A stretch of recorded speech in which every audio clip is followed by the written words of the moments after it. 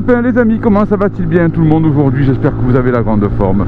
Moi ça va, je sors d'une petite grippe, mais donc du coup pendant une semaine pas de moto. Et là ça va mieux, donc on profite de reprendre la moto pour aller faire vaquer à ses occupations quotidiennes. Le moment où je filme là on est lundi, donc lundi j'ai toujours plein de trucs à faire. C'est un jour où je travaille pas. Et comme vous pouvez voir les amis, il fait super beau. Je tenais à remercier tous les nouveaux abonnés qui sont arrivés sur la chaîne ces derniers temps. Vous savez qu'il y a eu quelques abonnés, j'ai pas eu le temps encore de vous remercier. Donc les amis, merci à vous, merci à ceux qui sont là depuis le début aussi et qui continuent à rester, qui continuent à faire des commentaires. D'ailleurs je vous invite tous à aller faire des petits commentaires en bas de la vidéo. Ça fait toujours plaisir, j'y réponds tout le temps. Alors des fois avec un petit peu de décalage, mais j'y réponds tout le temps.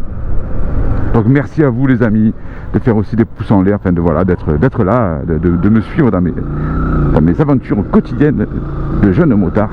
Je sais pas si je suis réellement motard et si je suis encore réellement jeune, mais voilà, de me suivre dans mes aventures quotidiennes.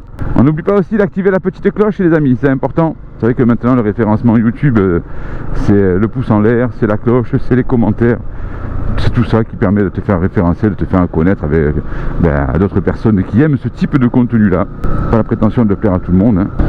Ça fait du bien au bout d'une semaine de remonter sur la moto. Alors aujourd'hui je voulais aborder un thème un petit peu particulier. Je voulais parler de 125. On entend quelquefois les gens te dire ouais t'es pas un motard. Bon oui en effet c'est vrai t'as pas le permis quand t'es en 125. Mais je voulais qu'on parle un petit peu de ça, savoir quels sont les avantages et quels sont les inconvénients d'être sur un 125. Alors bien sûr c'est très subjectif, l'opinion que je vais vous donner là c'est la mienne. Peut-être qu'il y a des gens, et sûrement il y aura des gens qui ne seront pas d'accord avec ça. Vous pouvez l'écrire. Le seul truc c'est d'être courtois et poli, hein. Mais en tout cas pour moi je vais expliquer pourquoi je trouve que il faut absolument passer sur un 125. On va parler d'abord des inconvénients, parce que pour moi il y en a très peu. On va d'abord en parler.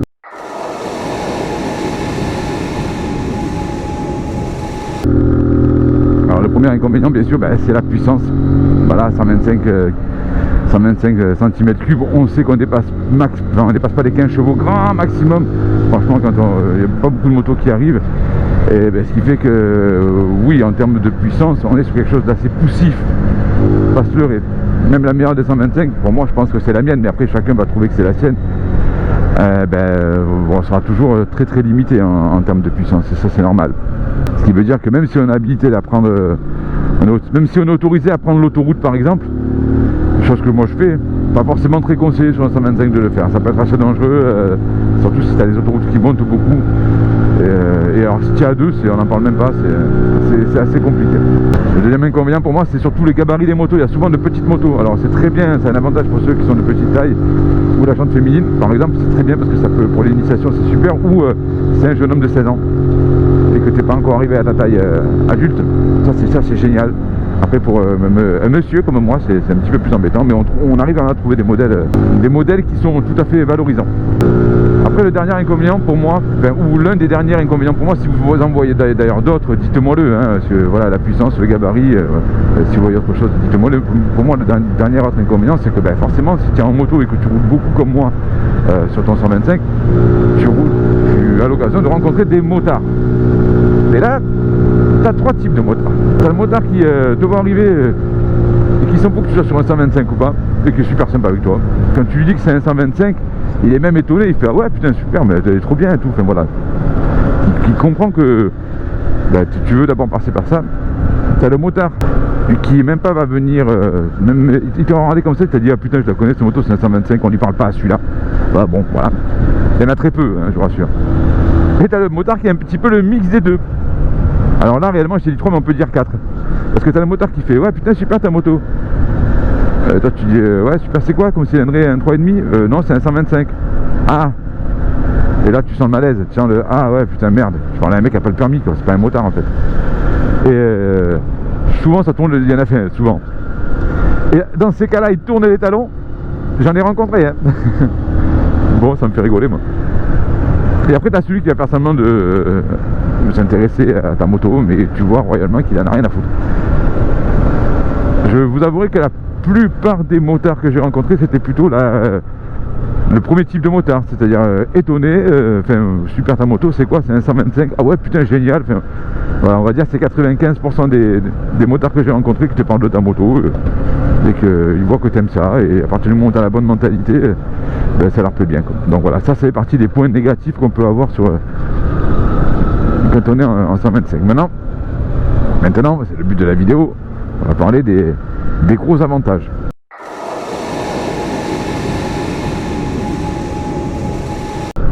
Alors, il y a plusieurs types d'avantages, je trouve. Le premier avantage, ben, c'est que déjà tu es sur une moto, et avant de passer un permis, d'être sur une moto, alors c'est assez danger. Pour les jeunes, je pense, voilà, il y a quand même un stage à faire, un permis, hein, c'est un vrai permis, hein, pour ceux de moins de 16 ans, donc c'est très bien. Le BSR, c'est bien aussi, malgré le fait que moi je rajouterais peut-être une demi-journée au BSR, enfin je sais pas, quelque chose d'un petit peu plus poussé. Moi j'en suis content de mon BSR, mais je sais qu'il y en a certains qui, c'est pas qui le donnent, mais presque, quoi. Donc le premier avantage, c'est ça, c'est que déjà tu es sur une moto, ce qui veut dire que tu peux appréhender la manipulation déjà d'une moto. Quand tu n'as jamais fait du deux roues, penché un peu dans un virage, c'est complètement à l'opposé de ce que tu apprends quand tu roules depuis des années en voiture. C'est complètement à l'opposé. Toi tu as l'impression en plus d'être incliné comme ça, alors qu'en fait en réalité tu es comme ça.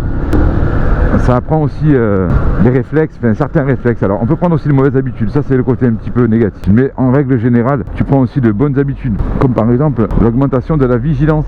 Voilà, généralement quand tu es en moto, tu augmentes ta vigilance, tu deviens plus vigilant, c'est normal, tu es fragile. Donc forcément tu fais beaucoup plus attention à ça, notamment les distances de sécurité, ce qui fait que quand tu passes après sur la voiture, quand tu reviens sur la voiture, ben, tu es beaucoup plus vigilant aussi.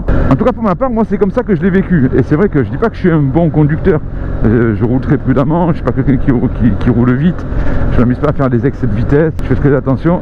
Salut mec, ah, tu me verras pas faire de wheeling sur ma chaîne ou des choses comme ça, voilà, ça c'est pas pour moi, je suis même pas forcément pour qu'on passe ça, voilà, bon, à part voilà, dans des endroits peut-être, tu vas sur un parking, tu t'amuses, ou un endroit où qui est assez sécurisé, ça oui, mais là comme ça dans les villages, voir les gens passer faire du wheeling, je trouve ça un peu dommage.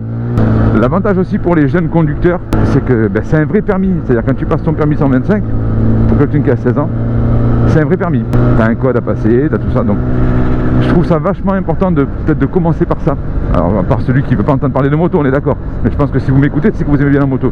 Mais si vous avez des enfants qui ont 16 ans et qui ont envie ou 18 ans, je ne sais plus à quel âge on passe le permis 125. De ça, moi, honnêtement, vous savez que si vous dites non, un jour ou l'autre, ils le feront quand même. Sauf que si un jour ils ont le permis voiture et qu'ils attendent leurs 2 ans, ils feront un stage de 7 heures et c'est fini. Alors que de leur faire passer un permis 125, ben quelque part tu apprends le plateau, tu apprends des bases qui sont beaucoup plus solides, tu apprends des réflexes, on t'apprend à faire des freinages d'urgence, des évitements, enfin, et ça honnêtement quand tu es sur une moto, tu t'aperçois que réellement c'est pas anodin cette formation, elle est vraiment bien faite pour ça. Ensuite, d'autres avantages que tu as en étant sur un 125, c'est l'achat. On va parler de l'achat de la moto. Aujourd'hui, un 125 neuf, tu en trouves très facilement à 4000 €. Alors bien sûr, tu as des modèles phares comme les CB, les KTM Duke que tu vas tourner, que tu vas avoir neuf, je parle, entre 6 et 7000 €. Certaines pourront un petit peu plus que ça. Mais vraiment, si tu commences, ou tu prends un modèle comme ça d'occasion et tu vas le payer 3-4 000 € au grand maximum, ou alors tu vas commencer à avoir des modèles type comme la mienne, hein, type comme la Scrambler, à 4 000 € neuf. Tu as un produit qui est plus que correct et avec lequel tu vas pouvoir t'amuser autant. Donc ça, en termes d'investissement, le premier investissement, c'est pas un investissement qui est très lourd, sachant que généralement en plus si tu travailles en ville, bon mais tu as plus de facilité pour passer. Ensuite si tu dois te garer, pour se garer c'est beaucoup plus simple. C'est très souvent d'ailleurs aussi des parkings qui sont gratuits, hein. Donc tu as des frais qui sont beaucoup moins importants avec une moto qu'avec une voiture. Au niveau de l'assurance, ça n'a rien à voir, même si tu es jeune conducteur, tu vas payer beaucoup moins cher une assurance sur un 125 que sur une voiture. Non, par contre, je passe, d'accord, merci. Par contre, voilà, ça fait partie des inconvénients, ça, c'est que tu as l'impression par contre que tu es invisible au niveau des automobilistes. Et même si tu as le Clio, ils ne te voient pas. Voilà. Donc en termes de premier investissement, c'est génial. Après, bien sûr, il faut compter aussi dans l'investissement l'équipement. Parce que d'accord, ok, on met pas d'argent, on met moins d'argent dans la machine. Par contre, ouais, il faut acheter des bons gants, il faut acheter un bon casque, il faut acheter un bon blouson, des protections dorsales, enfin voilà, tout ça, genouillères si tu veux. Je conseille quand même des fois acheter une bonne paire de chaussures moto ou bottes. Et tout ça, bien sûr, ça a un coût. Je veux dire, si tu veux commencer à prendre du matériel correct, je parle pas de rentrer dans les trucs super chers ou dans les trucs vraiment Alibaba, les conneries comme ça, faut pas y aller. Hein. Et que tu te démerdes bien, tu peux avoir l'équipement pour environ 1000 €, quoi. Tout compris, un bon casque, t'as pas besoin d'avoir le casque super à 800 balles. Hein. C'est sur un 125. Tu peux avoir un bon casque déjà qui va coûter dans les 200-300 €, qui sont déjà très sympas. Tu peux avoir un blouson pareil, un blouson moto comme le mien, ça coûte dans les 350 €. Je te dis aux alentours de 1000 balles, tu commences à t'équiper correctement. Après, un avantage aussi, un gros avantage, eh ben, les gars, c'est quand on passe à la pompe, une moto consomme à peu près en moyenne environ 2, alors en 125 je parle, hein, entre 2,5 et 3,5 litres au 100. Une plus grosse cylindrée consomme déjà beaucoup plus, et une voiture, on n'en parle même pas. Alors je dis pas ça pour vous inciter bien sûr à prendre un 125, alors même si oui quelque part, parce que c'est bien. Moi je dis les gars, si vous voulez un jour passer à la moto, si un jour vous vous dites, moi mon rêve c'est d'avoir le permis moto, d'avoir une moto, vraiment, vraiment je vous le conseille, d'abord achetez-vous un 125, faites-vous la formation si vous voulez en même temps pour le gros cube, mais roulez sur un 125. Voilà, vous allez apprendre plein de choses. Ça c'est comme quand tu vas apprendre une langue, hein. Si tu vas apprendre l'anglais par exemple, il y a deux solutions, hein. Tu prends des cours d'anglais, ou alors tu peux aussi aller en Angleterre un mois, tu vois par exemple, et tu verras que tu apprendras un mois l'équivalent peut-être de 1 an de cours d'anglais. En inconvénient, bien sûr, on a laissé de côté le froid, la pluie, l'hiver, la neige, enfin, voilà tout ça. Ça forcément on est d'accord, en moto, que ce soit petite, grosse, moyenne, vélo, ce que tu veux, tu as le même problème. Voilà, dès que tu es à l'extérieur, tu as le même problème. Mais après on va parler quand même pour moi du plus gros avantage, le plaisir les amis. C'est avant tout c'est ça, que tu sois sur une petite moto, une moyenne cylindrée, une grosse cylindrée, le premier but recherché c'est le plaisir. Et quel plaisir quand tu montes sur ta moto, tu démarres, tu mets ton équipement. Alors même c'est fastidieux des fois de mettre l'équipement, des fois c'est lourd, c'est chiant. Mais ça fait rien, une fois que tu as démarré, que tu commences à rouler, que tu commences à sentir l'air contre toi, oh quel plaisir. Que ce soit été comme hiver. Par contre lui s'il met 2 heures pour passer, moi je vais peut-être y aller à un moment donné.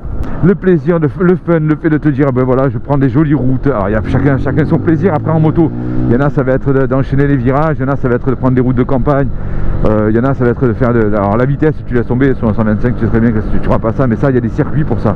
D'ailleurs ceux qui veulent faire des pistards les amis, je vous le dis honnêtement, route ouverte, arrêtez quoi, vous êtes super dangereux pour certains. Je sais que je vais pas me faire forcément que des copains en disant ça, parce que il y en a beaucoup qui adorent aller toucher, frotter le genou et le coude dans les virages. Mais c'est pas fait pour quoi, c'est des routes ouvertes, on est là pour... les gens prennent ces routes pour aller du point A au point B très souvent. Il y a des pistes pour ça, il y a des circuits, il y a ce que tu veux, mais arrêtez là-dessus quoi. Maintenant que vous fassiez de jolis enchaînements à vitesse raisonnable, ouais, pourquoi pas, vous avez raison, faites-le, mais à vitesse raisonnable. Les gens ne nous voient pas, je ne sais pas pourquoi, c'est une...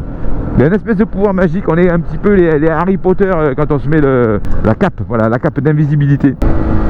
Donc voilà pour moi toutes les raisons qui font que je conseille à tout le monde de passer d'abord sur un 125, même ceux qui veulent passer le permis gros cube, de passer sur un 125 aussi.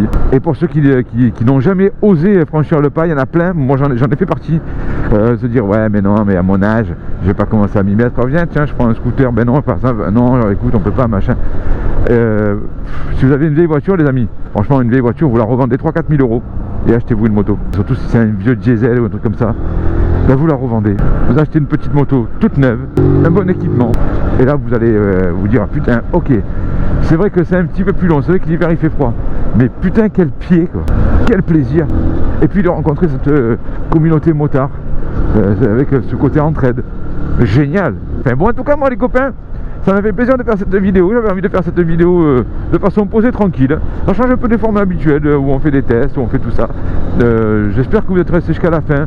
Je vous invite d'ailleurs à chaque fois qu'on regarde mes vidéos à rester bien jusqu'à la fin parce que pour moi c'est important aussi. Parce que je passe beaucoup de temps pour le montage. J'ai fait aussi un gros tri sur les messages que j'ai reçus de haineux. Oui, j'ai commencé à recevoir des messages de haineux qui m'ont bien fait rire. Alors si vous voulez, je vous fais, avant de partir, je vous fais un petit résumé de ce que j'ai lu. parce que c'était mignon tout plein. Notamment réaction à des shorts où quand par exemple je me fais serrer par une voiture, quand je me fais couper la route, j'ai quand même eu droit à des t'as qu'à crever sale con. Alors ça c'est bien sûr le modérateur YouTube a fait son boulot, les amis, à vérifier. Ah, bon, j'ai pas pu répondre. J'ai pas pu répondre parce qu'on peut pas répondre dans ces cas-là. Enfin, du moins par écrit. Voilà, j'ai eu des machins comme ça, des gars, j'avais ta moto de merde. Vous les motards, tous faites tout chier. Voilà, en gros, hein, je vous faites tout chier à rouler au milieu de la route. Mettez-vous sur le côté. Voilà, des petits commentaires comme ça. Alors, dites-moi ce que vous en pensez en commentaire.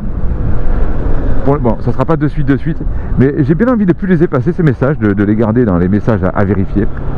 Et un jour, pourquoi pas, me faire une petite vidéo réaction où je pourrais leur répondre, bien sûr, avec le même cadre de politesse à laquelle ces gens-là m'ont parlé, avec la bonne humeur et la gentillesse dont ils ont preuve. Dites-moi si c'est une idée qui pourrait vous plaire. Ça sera un petit peu réact, un petit peu peut-être avec des mots où il faudra interdire ça à au moins de 18 ans. Mais vous allez voir que je ferai toujours ça avec le sourire. Bon les copains, mais moi c'est ici que je vais vous laisser. J'espère que vous avez passé de bonnes et agréables vidéos. Nous on se retrouve la semaine prochaine pour une nouvelle vidéo. On n'oublie pas encore d'activer la petite cloche, d'activer le petit bouton s'abonner aussi. On profite un maximum de ce beau temps les amis. Et moi je vous dis à la semaine prochaine.